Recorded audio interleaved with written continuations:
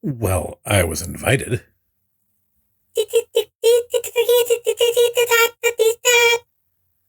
I gave you the invitation.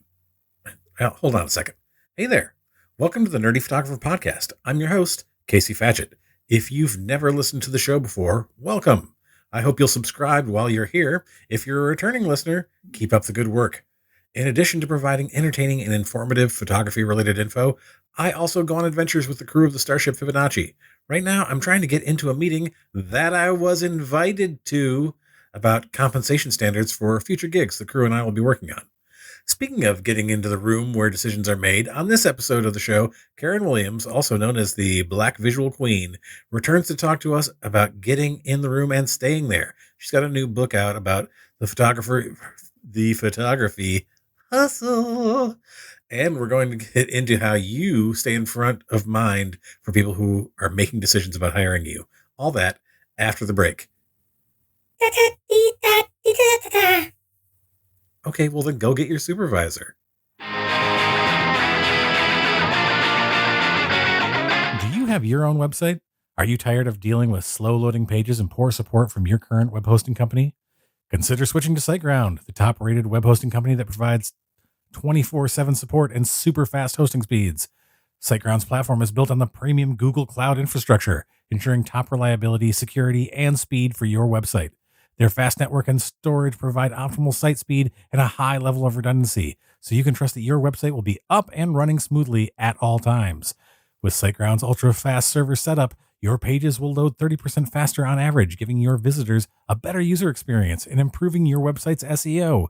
And with hosting starting from just $199 per month, it's affordable for any budget. Plus, if you're not completely satisfied, SiteGround offers a 30-day money-back guarantee.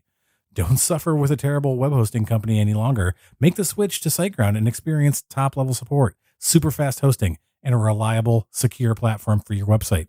I spent years with a web hosting company that was absolutely terrible. My site was constantly getting hacked, and support was nearly impossible to get a hold of. Since switching to SiteGround, all of those problems are in the past. Just visit nerdyphotographer.com/recommends/SiteGround or click the link in the episode notes to get started and begin enjoying faster, more reliable web hosting today. Hey photographers, tired of spending hours culling, editing, and publishing your photos? Narrative does it all for you faster and smarter. With AI photo culling, you can quickly sort through thousands of images to find the best shots. With AI editing, you can customize edits to match your personal style effortlessly. And with publishing made simple, you can share stunning blogs with ease. Save time, stay creative, and let Narrative handle the heavy lifting. When you use the link in the episode notes to try Narrative, you get 10% off and an additional 200 credits for edits. What are you waiting for? Try Narrative today. Visit the link in the episode notes and get started for free.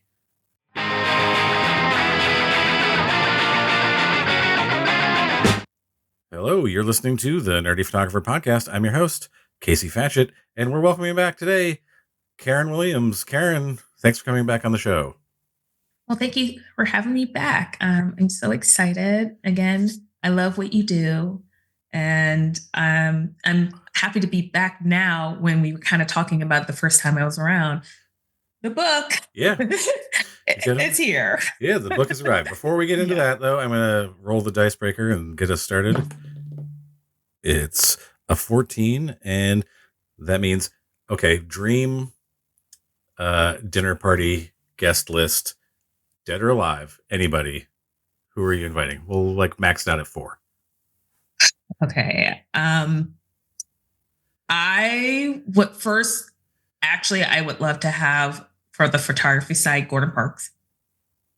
Good choice. Because when I discovered him in photography school, for me, being a Black woman, seeing someone who is Black be so successful in so many genres of photojournalism, and then doing fashion and then portraiture, it was mind blowing to me. So definitely he's one. I think another person, if just for me in the music, of course, Beyonce, just her excellency of just rising from being from Destiny Child to just this prolific figure, and just taking, starting with like kind of the Destiny Child brand, and to be able to spin that off solo, which is so hard for group, Yeah. for people in groups to do that, and to just to be just like, all you have to say is Beyonce and that's it. Yeah. It's like almost like a Madonna. Yeah, well, it is. Gaga, share Paul McCartney, name, it's, just to be able to talk, and how she was able to kind of like forge her kind of own, path out of that, where people wanted to put her in a box, where people want to put you in this box and you can't do anything else. I photographed her at an event once. Oh, awesome. Wait, how long ago? Was it Destiny Child days or? No, it was solo days, because she was married to Jay-Z at the time. They were both there.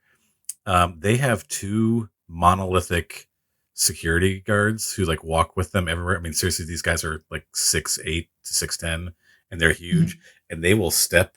They like, oh yeah, no, they know, they sense that there's a camera out there somewhere, and they're just like, and this is a private event. Like, it's like, and they just like slowly like, I'm just gonna get right in front of your shot, and I'm like, come on, like, you're here, this is a private event.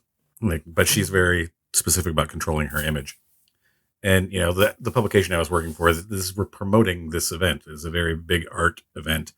And it's like, I'm not going to post a bad photo of you as like an official photographer. Why would I do that? Like, the paparazzi are not inside this event. But anyway, sorry. I love it. No, I have stories from other people who it's a thing. It's a whole, and we can offline that. But yeah, I think the third person I would want in my dinner party is my grandmother.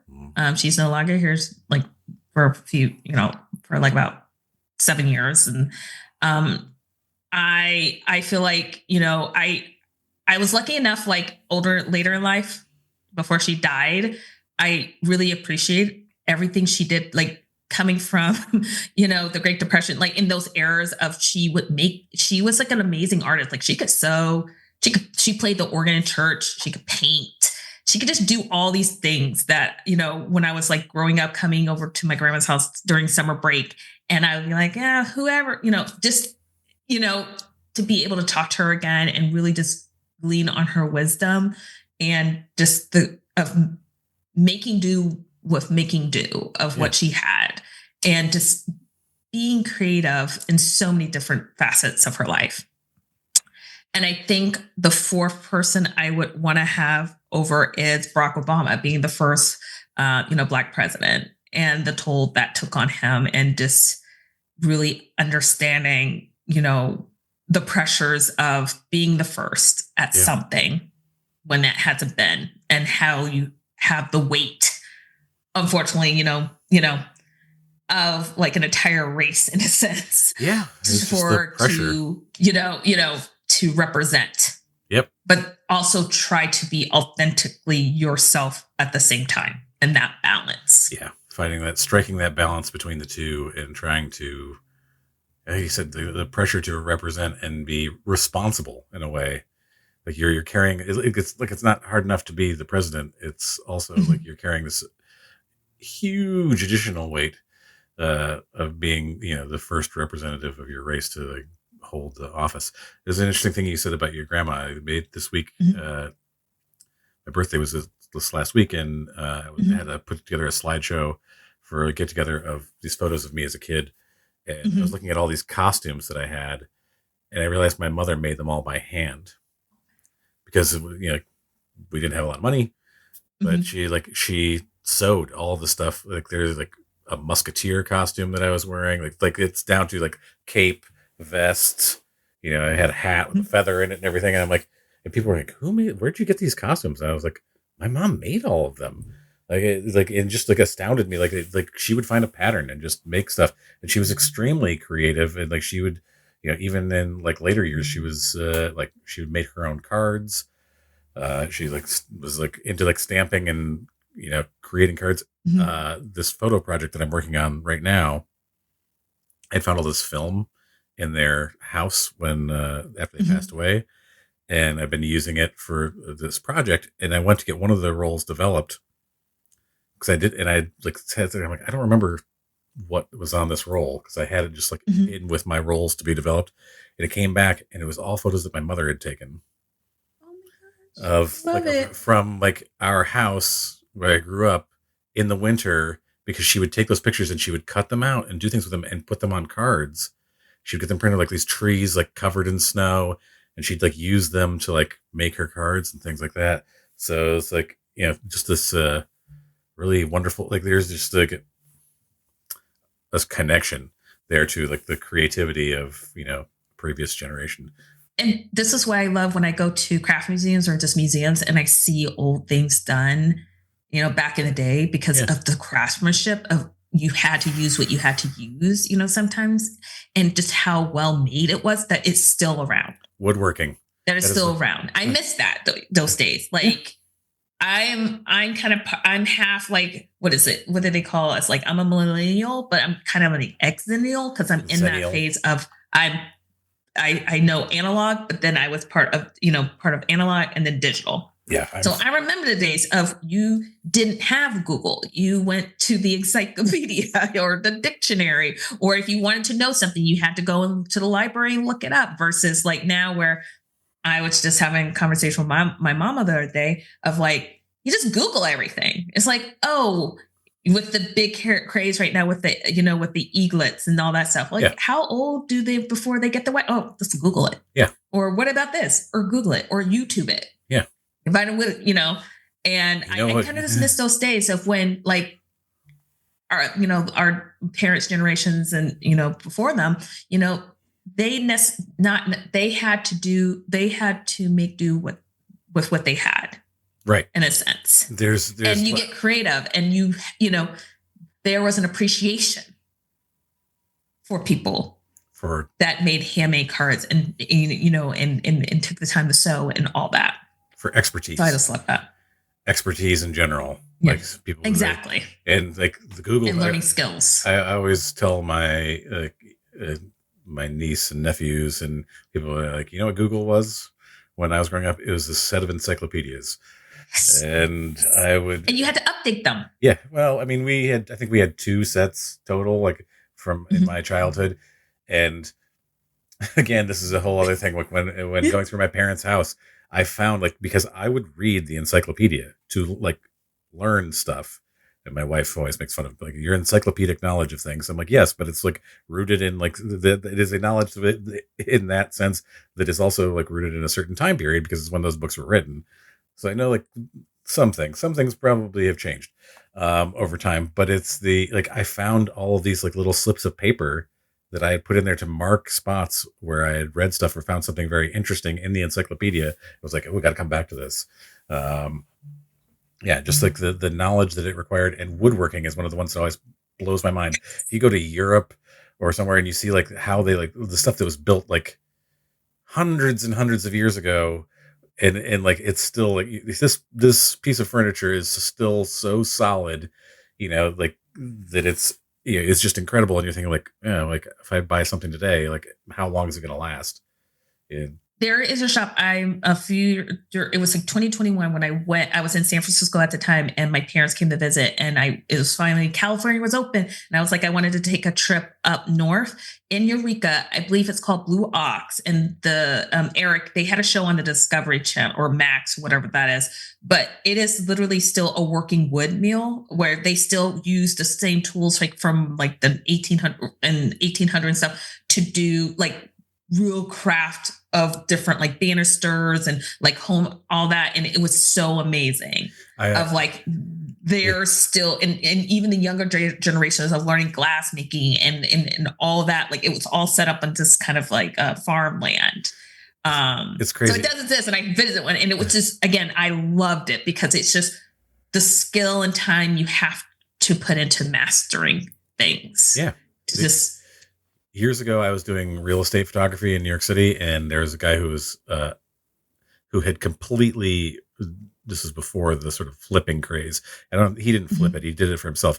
He had redone an entire brownstone in Harlem, and I was photographing it for him, and it was all like, and I was photographing all these details in the woodworking, and he was like, that was the most difficult thing to do at the time, because like you didn't have like finding the skilled people who could do the woodworking that would match Mm-hmm. the original woodworking of this thing that was, this was built in the 1800s, or, early 1900s.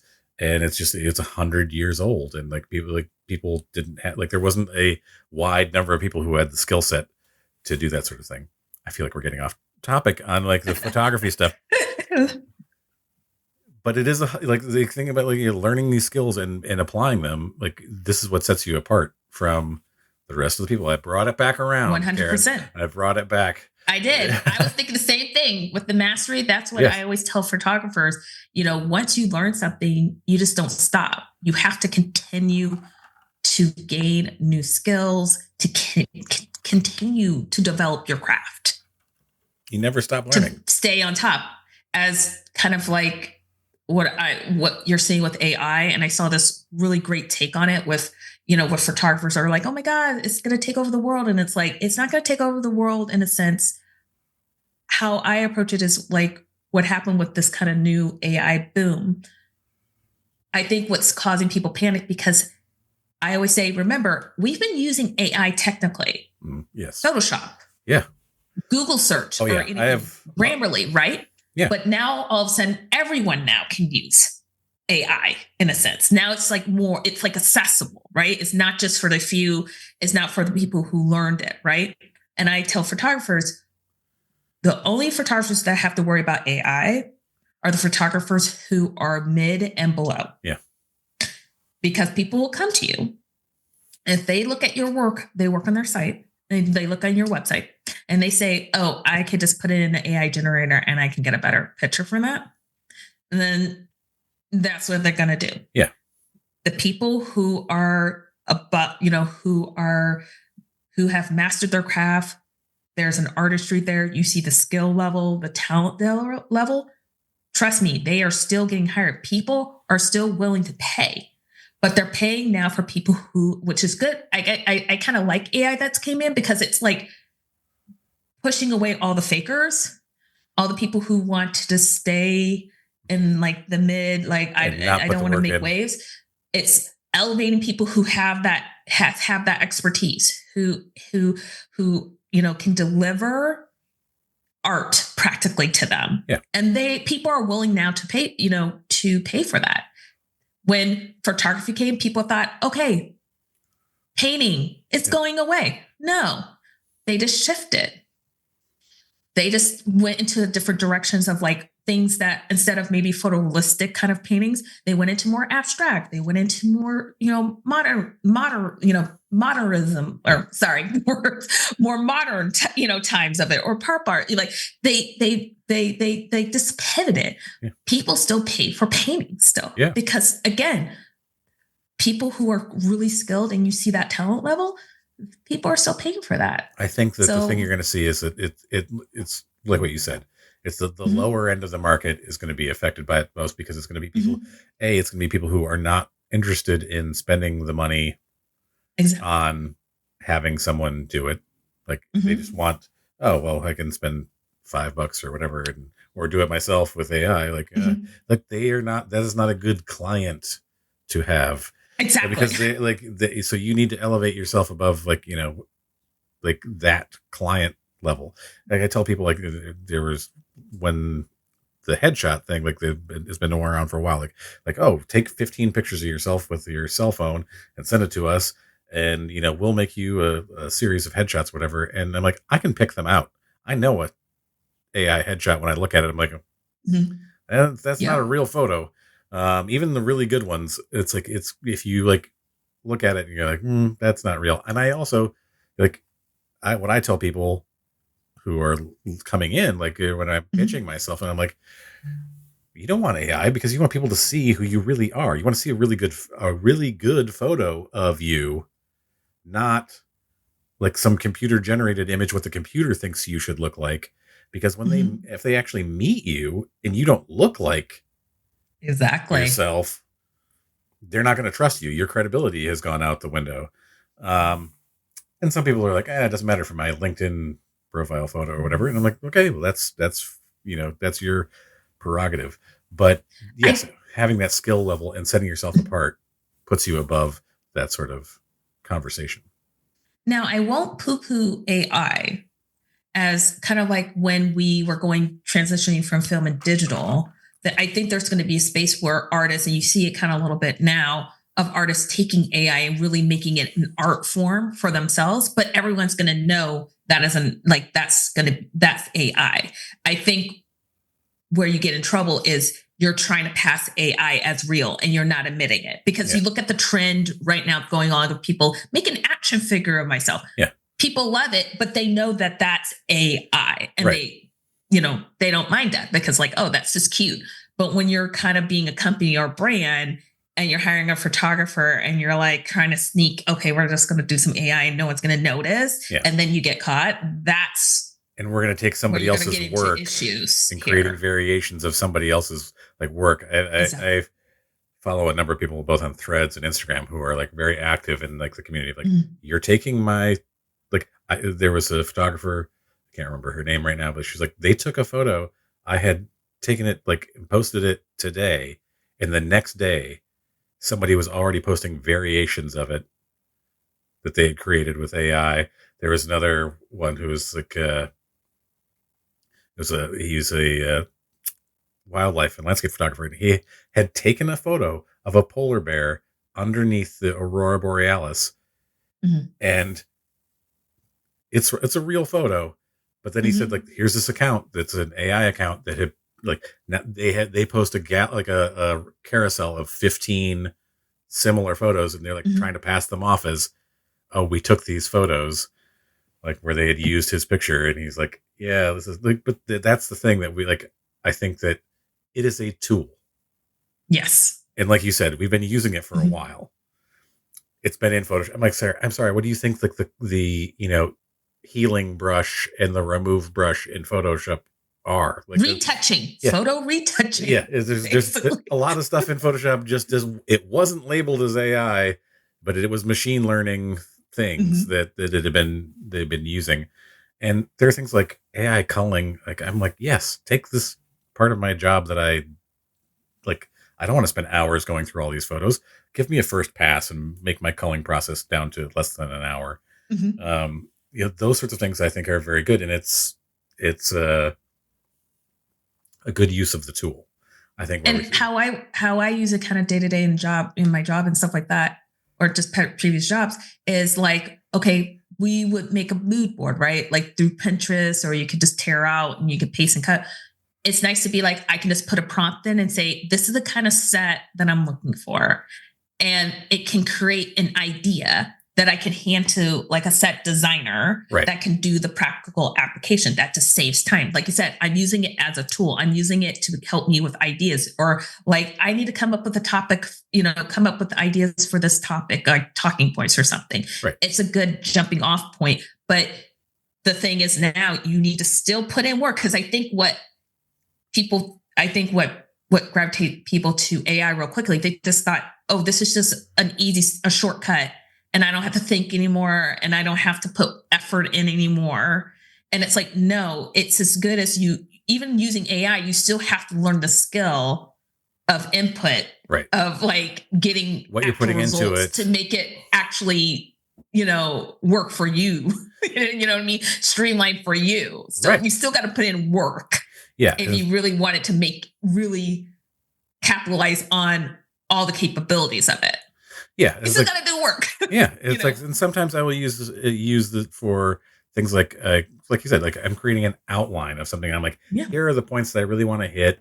I'm doing a video, and I want I don't really want to like sit down and, like, I've got this, but I know how to like approach it, like create an outline for me.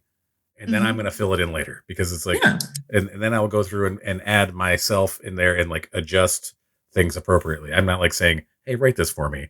Write a presentation for me. And I'm like, oh, I'm just going to read this little script, because then like I lose my voice in there, which is very important to me as someone who's a writer. It's really important to have still, like, and that's the thing that AI can't duplicate. Exactly. Yeah. It still can't. It's not human. Yeah. it still can't do nuances, Yeah. of things. Like you can get it up to a point. It's like example I always use is like the auto industry when they implemented like robots and they thought, okay, it's going to take over everyone's jobs. Like, no, yes, will people, like with AI, will people lose their jobs? Yes. But you're still going to need humans to check the machine. You still have people on that conveyor belt checking the robot's machine to make sure that they're still correctly doing that. Because if it malfunctions, then what? Are you going to completely stop the whole conveyor belt? No, you're going to put probably a human in there just to finish the job until the machine is fixed. Right. Yeah. So same with AI, in a sense, like that's why I said it's going to get rid of that lower hanging fruit. If you're just kind of hanging on and if you're a $50 headshot person, you're gone. Yeah. But for people who still have expertise and have a mastery in something, you are still high value and people want to hire you. They still want to, see work produced by you. Yeah. And speaking of getting hired, that's what your new book is about. Yes. Yeah. And it's about like you're talking about like getting into it. Every time I look at the like the breakdown, and when I read it, I was immediately thought of Hamilton, like being in the room where it happens. And it was just like, yeah, you want to. I love it. I love that song. Sorry. Like, I don't know if that had anything to do with you writing that particular part of the book that way, but it was definitely, it kept coming to mind. So that's good because it was like, I keep thinking about the book because like, it's like that anytime I think being in the room and like being in the place where decisions are made for a photographer. It's something that I always talk about, like when somebody comes to me for a wedding job, let's say it's like we're hiring a wedding photographer. I always ask, who are the decision makers? Who's deciding? Is it parents? Is it you? Like whatever. I want to have a meeting with the decision makers. I don't want that decision to happen outside of me being involved in it. And I think that's something that you get into in the book. I don't know if you were like how you feel that's important. I personally feel it's a super important thing. And you're talking about it in terms of branding and well, I took it with both brands and editorial where it's kind of similar, where just giving it, there's a nuance. It's like me as the photo creator, I'm working with other people on the team, other stakeholders that we're trying, and my job is to help get buy-in of, okay, here's the creative brief. This is the kind of like look and feel and style we're going for the photography. So with the photography or imagery, and my job, okay, I'm going to help source some photographers or artists or whatever it is, right? That I feel like matches that creative brief. And then my job is to try to, get buy-in from different people. And it's not necessarily creative. That's why I really want to, get across is that, you're dealing with editors sometimes. You're dealing with maybe a CEO. You're dealing with something, maybe not, the most visually in-depth people, and you kind of have to, this is why I always say your website is so crucial, because that's the thing that they're going to be looking at. They're not going to look at like, oh, look at these past jobs you did, or look at this resume or something. No, they're going to look at the visuals first. And if your visuals are not like matching what they think they want, what they're thinking, they may be like, this is just an automatic no. Even though I know you could do this, other people know that you could do this. They could be like, no, we're going with this person because they get it, because it's presented in a way that it clicks immediately for them. And so it's just a very nuanced thing of, you could be the best photographer, but someone could just say no, and we want to go with this person. And it's not personal. It's like almost like it's a business in a sense. It is. And that's why you have to, in this industry, this is not for the faint of heart. Even for me, of jobs I've wanted, and I know I could have did it and I got rejection. You just kind of have to build that layer of skin and just like, I know who I am as a photographer. Didn't work out this time. Another door is going to open.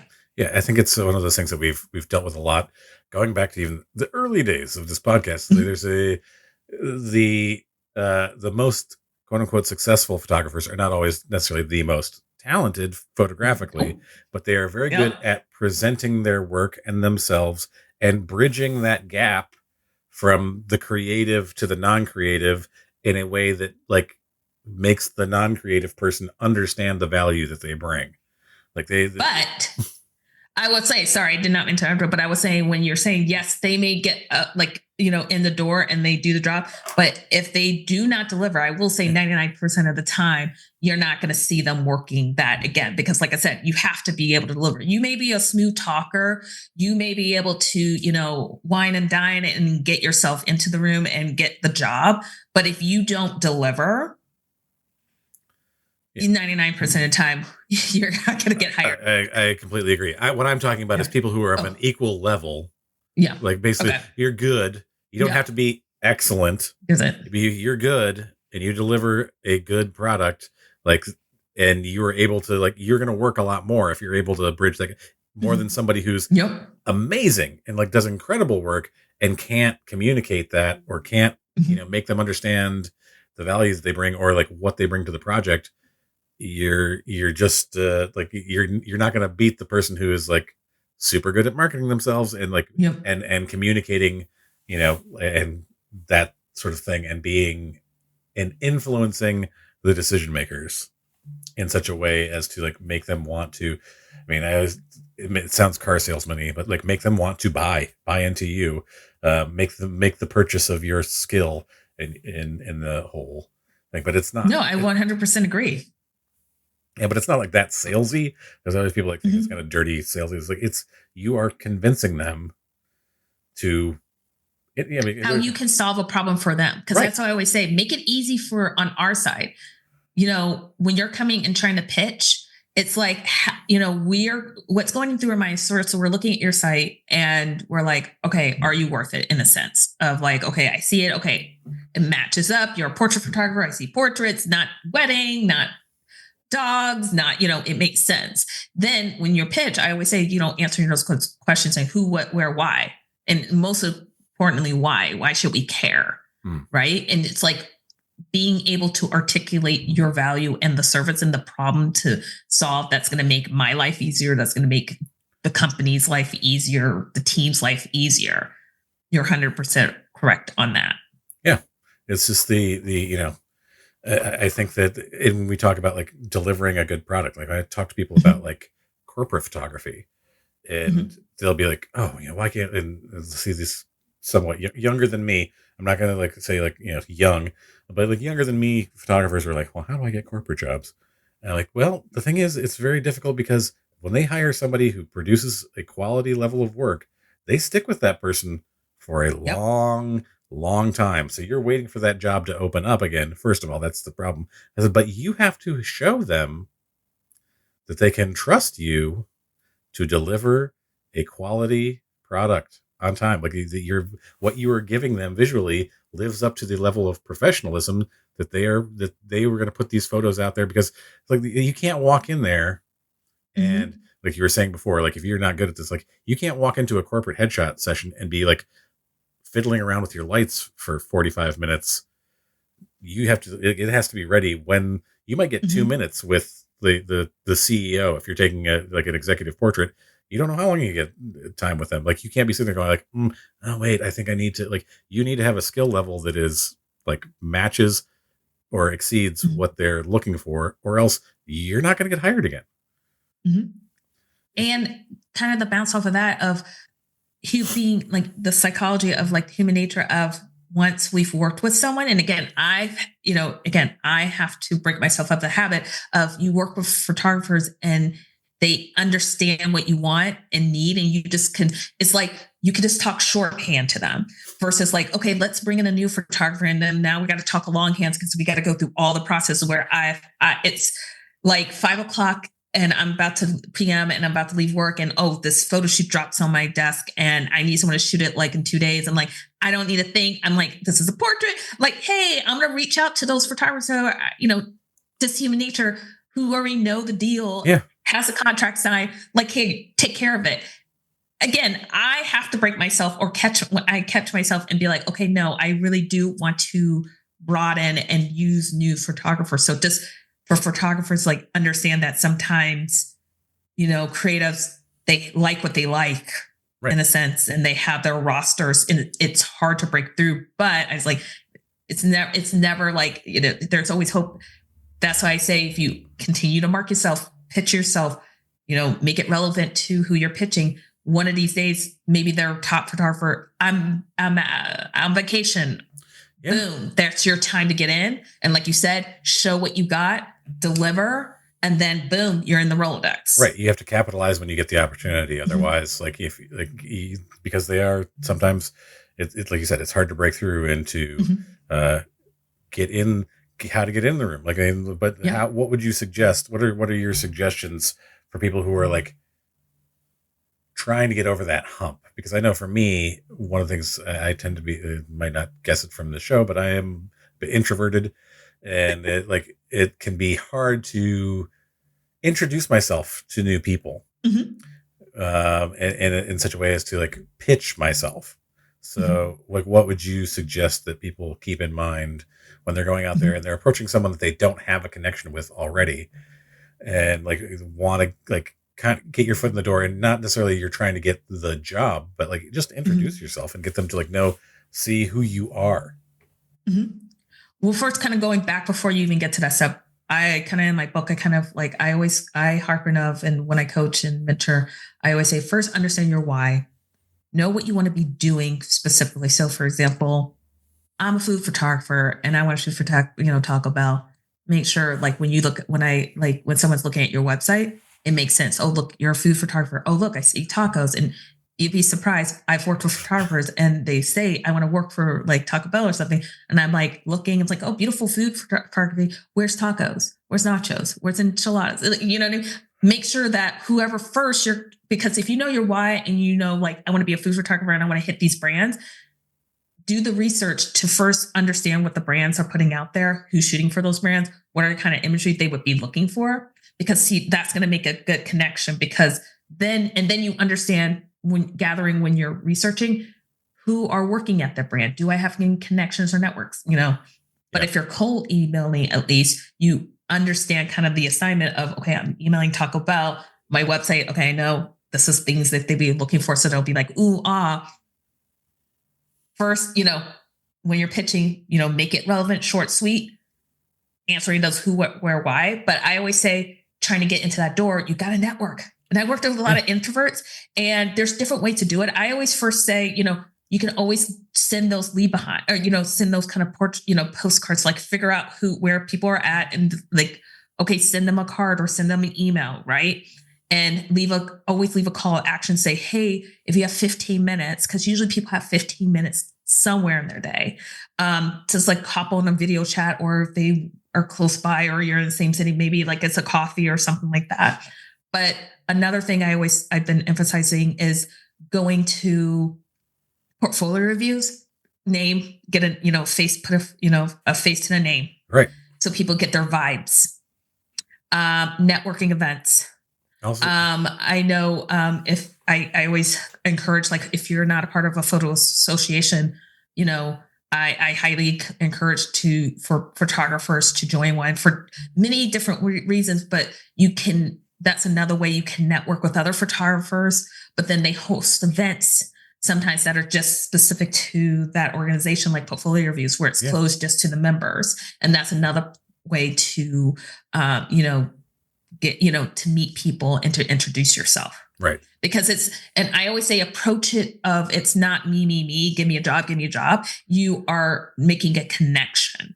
You're building a relationship where people are like, oh, I love your work. Because I always say, remember, there's more of you than jobs coming from our side. Yeah. And I might love your work and I'm like, oh my God, this is amazing. I might not have a job for you, but I trust me. If the creative or whoever you meet loves your work, they bookmark it in somehow, how each person is very unique of how they store photographers. I've seen color coded folders, spreadsheets. I just bookmark people. We will bookmark you. And when that right story comes along, then we'll reach out. But for you to do that, for me to do that, you have to make that introduction. So maybe it's like baby steps of starting the email. Yeah. And hopefully you're getting a response. Then maybe you go in one step, I'll put forward a review. Yeah. But that's what I say is trying to get the foot in the door. You're just trying to get that introduction. Yeah. You're trying to You're trying to get in front of the person to remember you. So they're like, oh, you have awesome work. Okay. Oh, I remember that person. Yeah. When the time comes, it might not be immediate. And this is the thing I always tell people Exactly.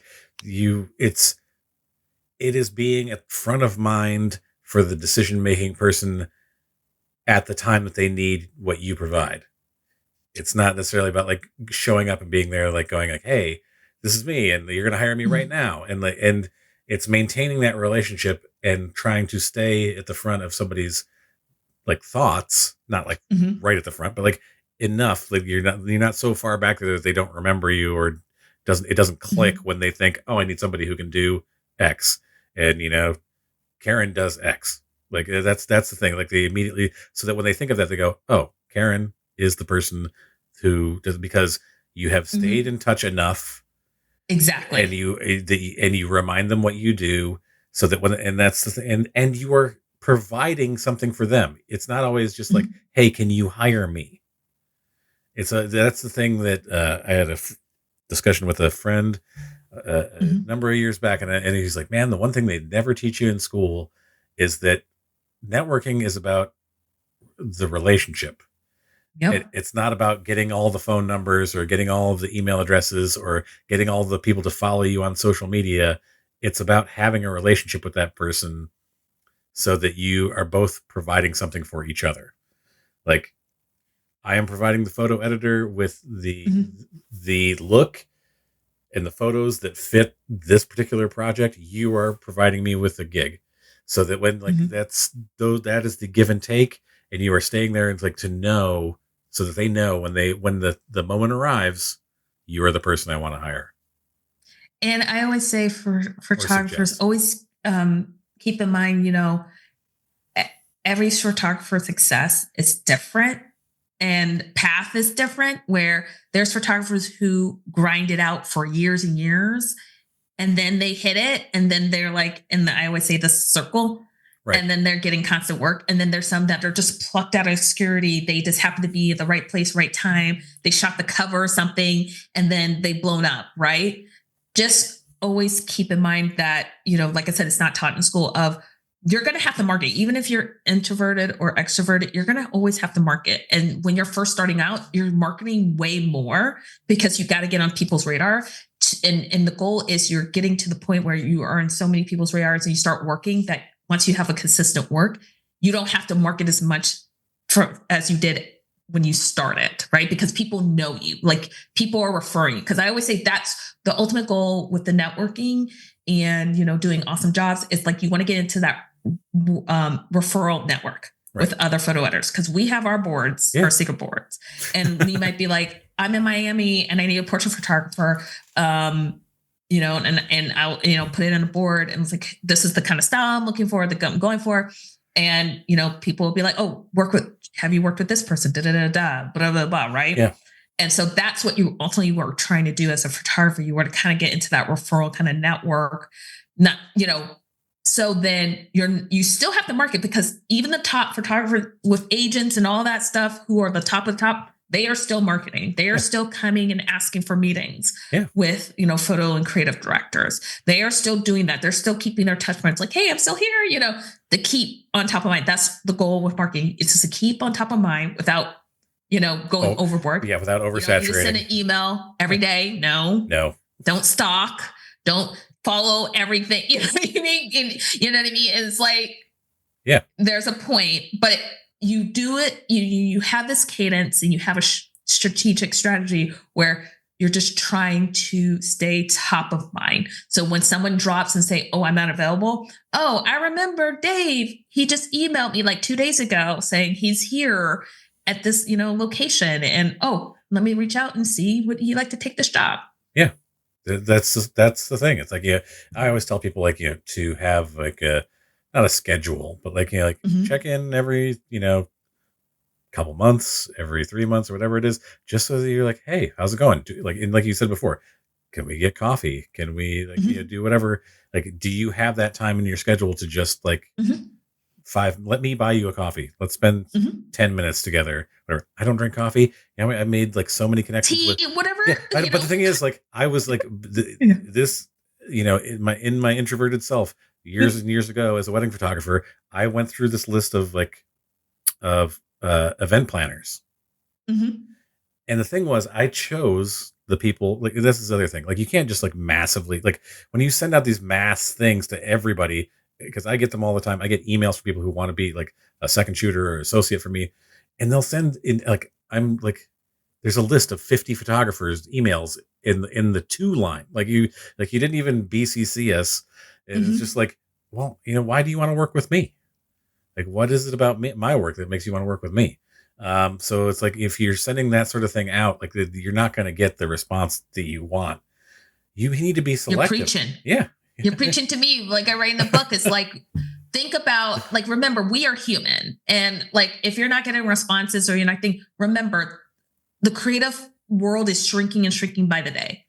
Creative teams are getting smaller and smaller. And usually when time cut, when companies need to cut or something, photos usually the first on the chopping block before design. And so you don't know, and that person could have just miraculously, like, yesterday just got laid off like out of blue, and it's Yeah. like they're shell shocked, and so they're not going to be responding. Or you're dealing with a team that was a team of 5 and now it's a team of 2, and so they're absorbing all that work. So just remember, on our side, good times, bad times, we're human.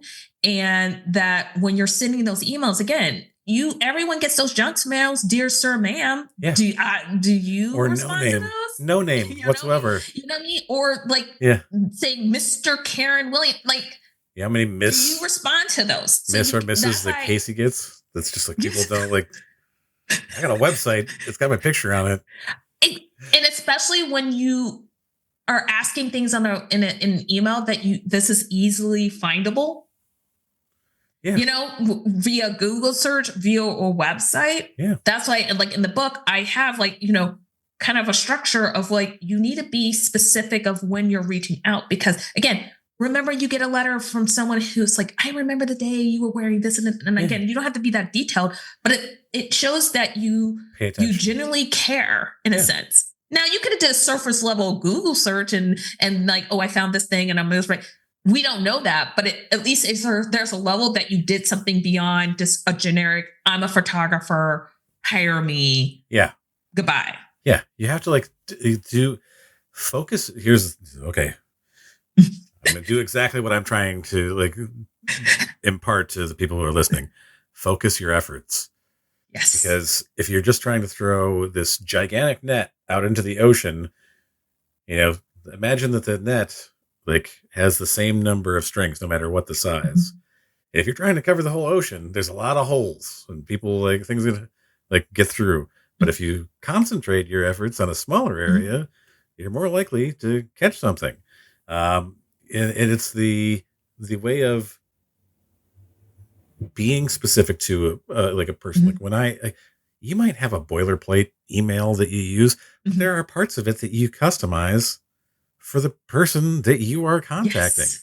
And honestly, like, and it is like, there's nothing that will turn me off more than getting that email that has 50 photographers in it. Cause I'm just like, you don't care about me. All you care about is the money and getting, mm-hmm. hired for the job. And you're just like throwing things at the wall and seeing what sticks, or mm-hmm. the person who pretends that they are a client as a photographer. That's the one, like, the person who's trying to get me to hire them, but then like puts in the email, this is something to, like, you're trying to get an attention grabbing subject line on that email. Don't pretend to be something you're not. Don't try to trick me into like opening your email, because I'm going to open your email, but don't try to trick me into thinking that this is more important. Like, this is a client level thing. And so that I have to like immediately get to this. And you're like, because you're putting a bad taste in my mouth. Delete. Yep. That's for me. Every time I'm like, delete. Block. It's like, you can do it, but you risk being deleted or put into spam. Or kind of like you were saying, focus your efforts, kind of like pivoting kind of away from the email. Is like, I always say, for like, especially portfolios, and especially when you're pitching and your website's like all over the place, if you try to be everything to everyone, you're no one. Right. And this is why even when pitching, if you're just trying to throw like, I want to work for, let's say, for example, Walmart and Chanel, and not understanding the difference of those brands, but you're just saying, I can do all of it. It's like, delete. Yeah. Because as I tell photographers, that's Walmart, not what they're looking for. Lifestyle accessibility, or accessible. Yeah. You know what I mean? Chanel, high-end luxury. Those are two different markets. And the people who would be hiring for them are looking for different things. And if you're sending a generic email or a generic portfolio, like, delete. Like, you've already like shot yourself in the foot in a sense.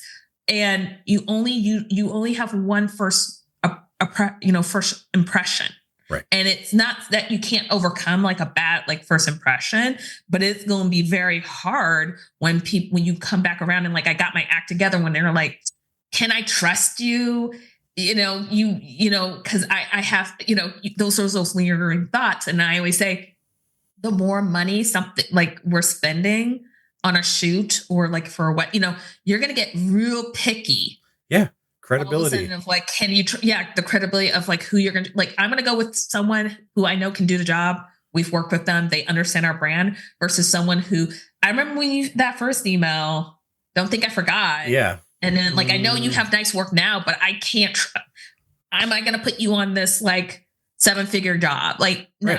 Right. Am I going to put my reputation on the line? Exactly. For you, which is the same. I mean, it's different things, but same. Like, I'm going to hire you to be my like second photographer for something. Like, I'm going to let you carry my reputation with you. Like, no, I think that I need better from you. And it's just like like you said, it's such a misunderstanding in so many levels. So many people are like, I want to get into luxury product or weddings or whatever. They don't understand that the luxury market is its own very specific thing. Like, and it's like understanding that there is like there's a different mindset. And unless you understand that mindset, you're not creating something that is going to get people to like buy into that. Like like you're saying, be specific. This is why I emphasize research, and understand why you want to do what you want to do. Because like you were saying, how like the luxury market is like even within the luxury market, it's so there's different niches within even that. Same thing goes to portrait photography. Are you like a high end, or are you studio? Are you environmental? Are you both? Are you fine art? There's so many sub genres into that.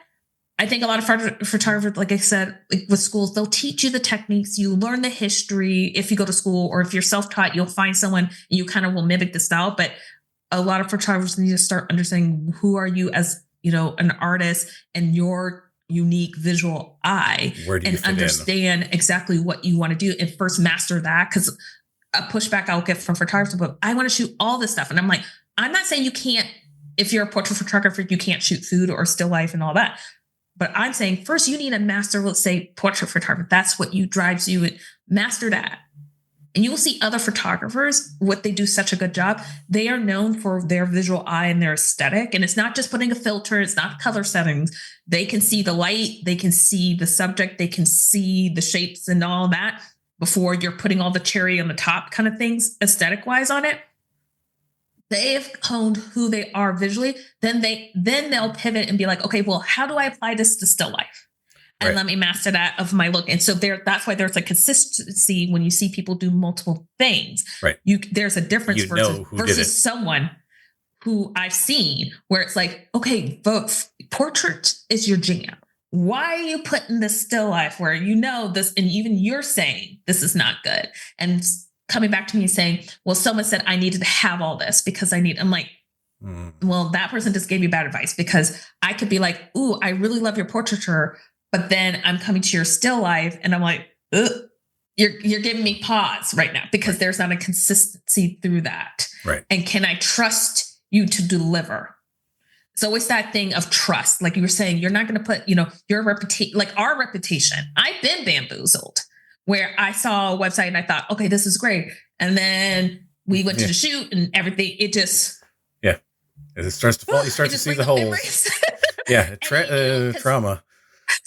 yeah, and I think photographers, what I want photographers to know is like, if and again, obviously if it's not your fault and it's like Mother Nature or the talent or something, blah blah blah. But if it's you, where you basically overpromise and underdelivered, Yeah. you ain't getting hired again, and that reputation is going to follow you. Because then when people ask me, like my experience, I'm going to tell them the truth. Now again, I say to photographers, just because I had a bad experience, if you have a good experience with someone else, maybe on my team or something, that good for you, and you may continue. But I know for me, everywhere I go, I'm not going to want to hire you, Right. I mean, even if you've done a fantastic job everywhere. So you have to remember, what happens with what you did with me. Like I've been in those shoots where I hired a second shooter for a wedding, and like we get there, and you've told me, oh, I know all of this, blah blah blah, with lighting and whatever, and then you get there and they're like, oh, and they're asking me, how should I set up my lights? It's not like, and not in a way that is like, oh, what settings are you using, like just to make sure that we are kind of on the same page or whatever, but in a sense of like, please tell me what to do and how to do it, and I'm like, what? I thought you knew how to do this. Or going to the same thing at like I'll do these corporate headshot sessions where we're photographing hundreds of people in a day, and we have to have like multiple stations of photographers, and we're getting there, and I've set up my stuff, and you're going like, whoa, how should I set up my lights? And I'm like, I know this is an auditory medium, but I'm staring blankly off into the distance. Like, why didn't you, like, this is not a difficult thing. This is something that, based on what you told me, your skill level was, or I assumed your skill level was based on what you presented. And you come back to me and you're like, you're not even like looking at my setup and going, oh, maybe I should set it up similarly. And then having a discussion with me, like, okay, we want consistent images. Like, what power settings are we using? Just so that I know that's collaborating with someone, as opposed to saying like, please tell me what to do, because I don't know what I'm doing. Like, and just so you know the difference, like when someone asks you to do the job for them, basically, as opposed to someone who's like, all right, let's make sure that we have quality control here. They're different things. And like you said, I'm not hiring that person again. I'm not recommending them to anybody. And it's such a small world. Like you're saying, like creative teams get smaller and smaller, but like I know people in various genres of photography, everybody knows each other. That's the thing. And I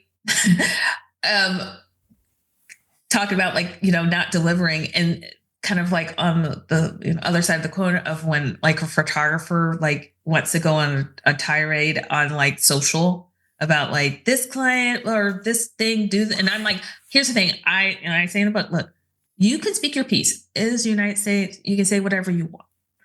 But please do remember that everyone, if you're like especially prominent photographer or someone picks it up and something, they're sharing this and they're seeing you rip someone to shreds, other people are seeing that. People are not going to want to hire you, because if they do one little mistake, they don't want to be in fear of that you're going to go on a tirade. Yeah. Like I said, you could say your piece. You could say, if someone really, wronged you, totally get it. That's what you want to do it. But again, you are burning bridges somewhere else. Yeah. You're not seeing it, but you're burning bridges. It's the choice in which the choice of how you choose to. There's a difference between like, oh, I just had a really difficult experience and I just need to kind of vent about it. And it's supposed to be getting very specific with, I had a problem with this. It's like, you can speak in vagaries, like knowing how to like this, really frustrated me or blah, blah, blah, whatever, without like, and I always see like people like, call them out, name them. And it's like, I'm like, be very careful about that. Especially if you've signed an NDA. Yes. Or like depending on any of the situation, or like you could like defamation. Like there's this like, because, there have been plenty of people who are now like, you see it with, a lot with weddings, with like where the clients will just like decide to like go on social media and be like, then post 3 out of focus photos from their wedding and be like, I can't believe we paid so-and-so X amount of money for our wedding, and this is what we got. Meanwhile, there's 1,000 other great in focus images, but they're like trying to get social media clout by like bad mouthing their photographer for some reason, and it works both ways. Like you got to be Mhm. very careful about like what you're saying about clients and naming names and things like that. Like you said, it's a free country supposedly, Mhm. and you can say what you will, but there are consequences. And yeah, it's the more and more I see it way more now than I used to. When Mhm. people like going like, "Oh, I just got to tell you about my deal. It was like dealing with such and such brand," and I'm like, "What? Well, you're never getting hired. Like nobody's gonna want to like come like hire you if you're just like bad mouthing the people who paid you." Yeah, It's like save it for your friends, save it for your yeah. other photographer in your circle group, and you're drinking out or something. You don't have to say it This, out there. get that vent that there. Yeah, But like you were saying, like the creative community is small. Like just how many people I know when I go into other positions or going think, oh, I remember you from there, and I remember you from here, and I remember, you know what I mean? Like it is so crazy small because again, the creative kind of sphere and especially photo is shrinking. yeah, So everyone talks, yeah, everyone sees that. And yeah, so like I said, you can say your piece. I'm not going to stop you, but yeah. you are I've potentially hurting yourself And the in thing the is, long run. yeah, and I guess it's maybe for me, it's a I don't know what's the word. I mean, the benefit of being having been around for a long time and like seeing those like so many of those stories where somebody imploded their career by deciding to like talk poorly about their clients and like hey, just so you know, like people are listening. People are Mhm. listening. Like social media, like there's a amount of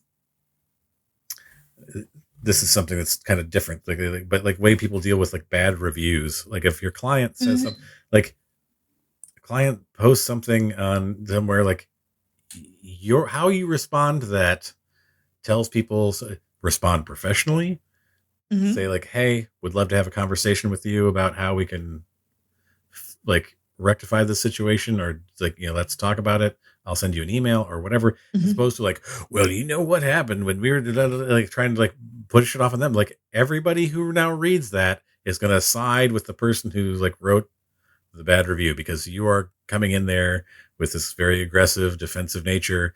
And then it's the Mhm. same thing, with interpersonal reactions. And like you were Mhm. saying, save it for your small, like your group of people, like I've had bad experiences with like clients and big brands. I'm not talking about it online or anywhere. Like, who knows about it? My wife and a Mhm. small circle of friends. Like, it's just like, whatever. Like, it's just, I needed to let that out. Maybe my therapist knows about it, but like, it's just like, I It's don't, my mom sometime, most of the time when I'm like calling her and I was just like, Mom, I just need to vent for like 5 minutes. yeah, Okay. And then how was your day? yeah. You just need to get it She's out, like, get I it out. understand, honey. I understand. I don't need to put it out there in public for everybody to like, I don't, yeah, maybe it's a generational thing. I don't know. Like, but there's just seems like this need to like, I'm going to broadcast it to everyone, which I would personally avoid. Um, so, Karen, as we're sort of like wrapping up here, I think we've had a lot of, like, we've talked about a lot of great things. What advice do you have for photographers who are looking to be more consistent about making those connections with decision makers and how they can prepare themselves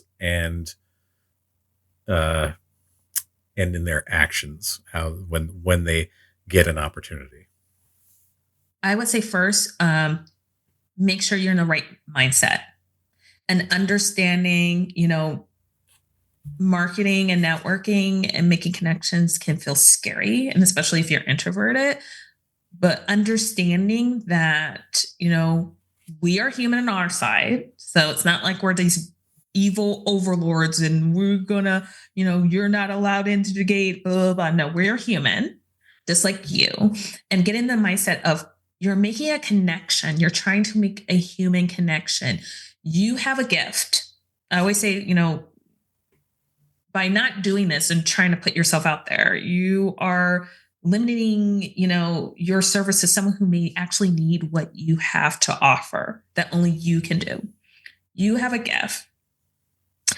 And understand that if you're not putting yourself out there, you're limiting yourself to what you could ultimately do. You miss 100% of the shots you don't take. Exactly.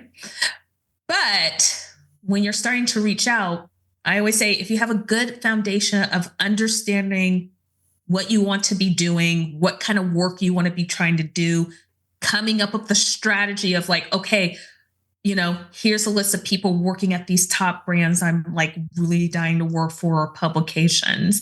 I think it can offset that kind of fear because you have a plan, you have a solid foundation. You're not trying to, when you're reaching out, like you said, throw a big wide cast net. You're not trying to throw spaghetti on the wall and seeing what's sticking. You're having an action plan that you can implement. You don't have to, I always say, you don't have to go 0 to 60 right away. You can be like, okay, I have this list. Let's break it down even further step. Maybe for this month, I could be like, okay, I am setting the goal to at least reach out to 5 people. And I'm going to first email them. I have my digital kind of leave behind. I have my website all set. And then that in a couple of weeks, if I haven't heard back, you're going to follow up. Right. And with that mindset, understanding that probably you're not going to get replies for probably 99% of those people. Because again, remember, you're fighting the inboxes of us trying to put up fires. And we have I see colleagues and I look at their inboxes and they have 1,000 unopened emails. And that drives me nuts. I'm one of those people where if you looked at my emails, there's nothing there because there's folders for all folders because I can't stand that. But you filter it out, filter them into new stuff. Yeah. But really just going into this of okay, I have a plan. It's custom to you, because remember, don't copy anyone, because you need to do what works for you. Have a plan, have a strategy, and stick with it and be consistent. Yes.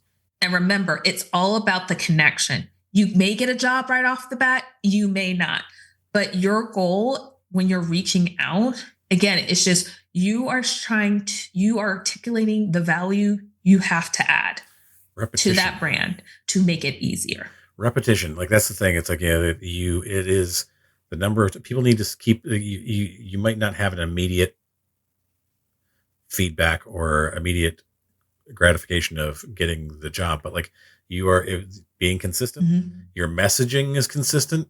You are exactly reaching out on a consistent basis. You keep yourself in there so that, like we said before, you are front of mind when people are looking to make the hire.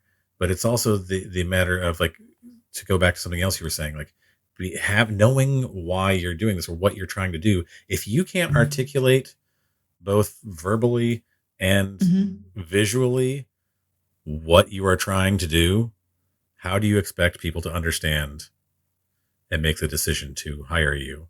And this goes for any type of photography, any kind of photography. If you are not, yes. if there is not a through line from what you are putting out there to what the client perceives that they are going to get, they're seeing 100 different things. And they're going well, what I do a lot of different types of photography, but I could put them all in one place and say this is what the emotional or whatever your reaction to these photos is all going to be the same. It is, this is what they live under. It is under the I don't know, the silo of impactful, natural, emotional images, whether that's a wedding or whether that's a portrait or whether that's an event, a different kind of event. Those are the things you can say about these photos.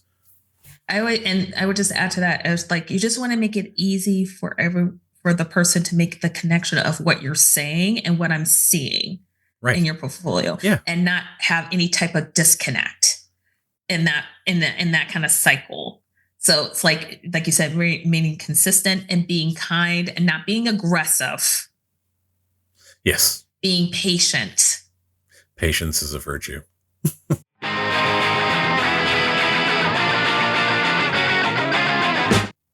Hey, photographers, imagine losing every photo, project, or document in a single crash. Scary, right? That's why there's Backblaze, the simple, reliable, and automatic way to back up your important data and photos to the cloud. Photographers, creatives, and everyday users, Backblaze protects what matters most with unlimited backup and easy recovery whenever you need it.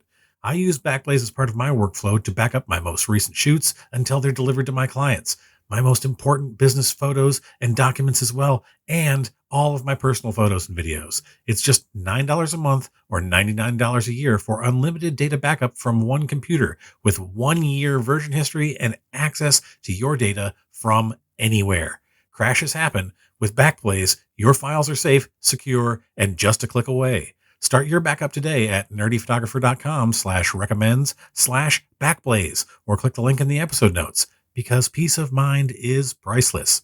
That's nerdyphotographer.com/backblaze, because you never know when a crash is going to happen. Are you ready to take your website design to the next level? Look no further than Elementor, the cutting-edge WordPress website builder designed for professionals like you. With Elementor, you have the power to create entire website themes and layouts that are as unique as your imagination. Say goodbye to rigid templates and constraints. Elementor empowers you to design custom headers, footers, pages, posts, archive pages, and even WooCommerce product pages, all from a single user-friendly platform. The best part? You don't need to be a coding wizard to use Elementor. Say farewell to the days of wrestling with complex code or being dependent on a myriad of plugins. Elementor offers you a seamless, code-free design experience that puts you in control. So why limit your creativity? Choose Elementor and unleash your website design potential. Elevate your online presence with a website that truly represents your vision and brand. Get started with Elementor today. Just go to nerdyphotographer.com/recommends/Elementor and witness the transformation of your WordPress web design experience. It's time to build an extraordinary website with ease and finesse. Don't wait. Create with Elementor.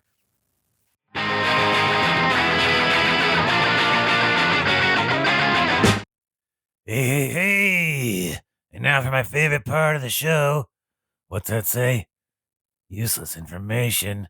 This is always death. Yes. True or false? This is a visual thing.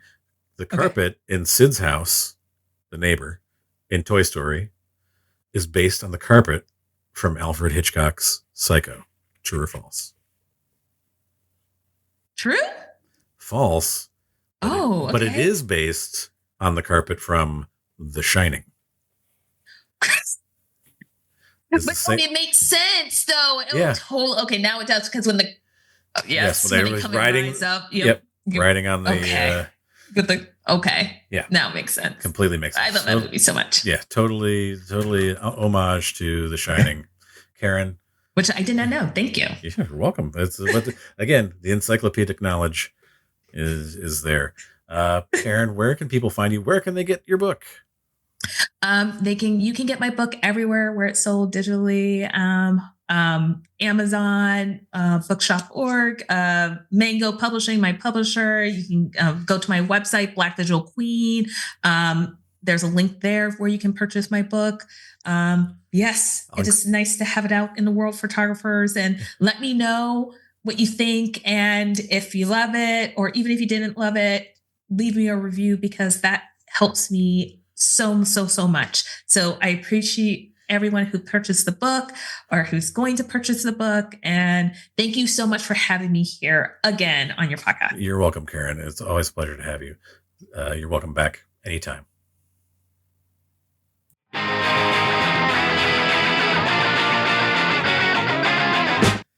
And welcome back.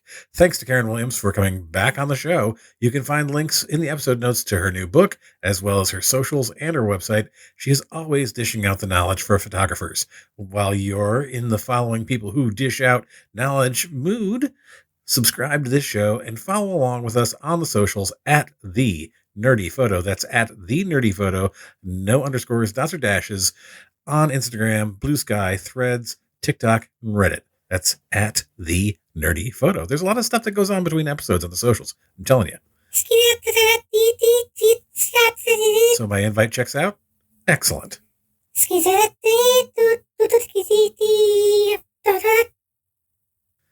The meeting's on the 40th floor and all the lifts are out of service. Well, guess I better take the stairs. Until next time, everybody, stay safe and stay nerdy.